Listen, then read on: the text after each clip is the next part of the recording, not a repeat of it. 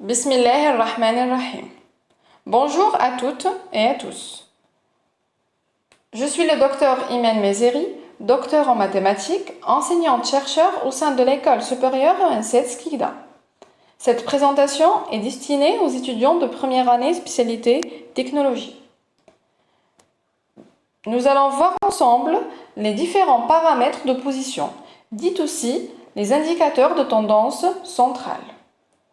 Les paramètres introduits ici servent à synthétiser la série étudiée au moyen d'un petit nombre de valeurs. Leur objectif est de fournir un ordre de grandeur de la série étudiée, c'est-à-dire d'en situer le centre, le milieu. Commençons par le mode. Qu'est-ce que c'est le mode d'une série?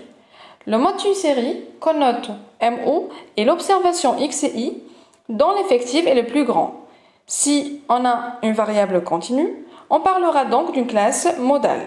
Si alors la série contient juste un seul mode ou une seule classe modale, on dit que la série est unimodale. On donne un premier exemple où la variable est quantitative discrète. On donne un tableau qui présente le nombre de jours d'absence des travailleurs dans une usine. On constate bien que le plus grand effectif dans cette série est 25. Donc, on peut facilement résoudre que le mode égale à 3.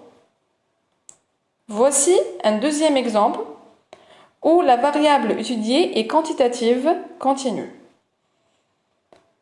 Ce tableau représente les différents salaires des travailleurs dans une entreprise.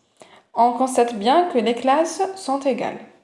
On cherche tout d'abord la classe modale, puis on applique la formule suivante pour calculer le mode.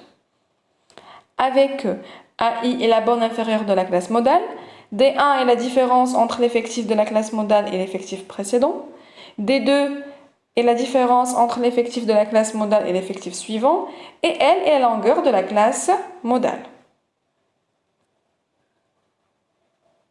On constate que le plus grand effectif égale à 30, donc la classe modale est l'intervalle 20-30. Et après le calcul, on trouve que le mode égale à 27,05. Si on veut interpréter cette valeur, ce sera le salaire dominant dans l'entreprise. Passons maintenant à la moyenne arithmétique qu'on note X bar. Elle est calculée à l'aide de la formule suivante. Dans le cas où les données sont regroupées en classes, on va tout simplement remplacer les XI par les CI, où les CI sont les centres de ces classes. Si on reprend l'exemple A précédent, on aura bien X bar égale à 2,11.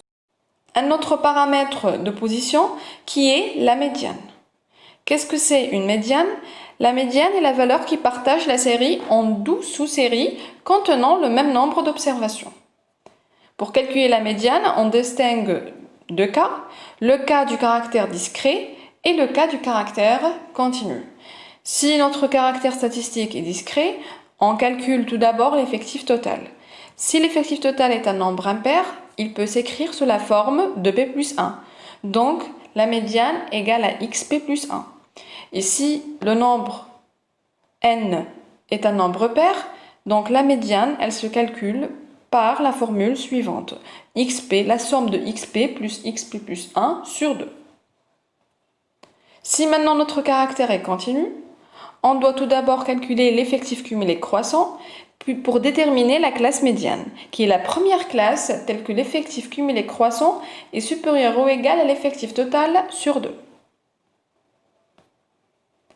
Et on calcule la médiane par la formule suivante, où petit a est la borne inférieure de la classe médiane, N0 est l'effectif cumulé croissant avant la classe médiane, NE est l'effectif de la classe médiane et L est la longueur de cette classe médiane.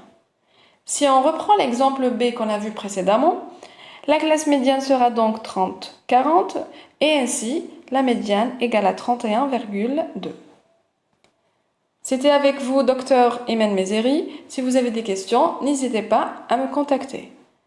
Je vous remercie pour votre attention et je vous souhaite bon courage.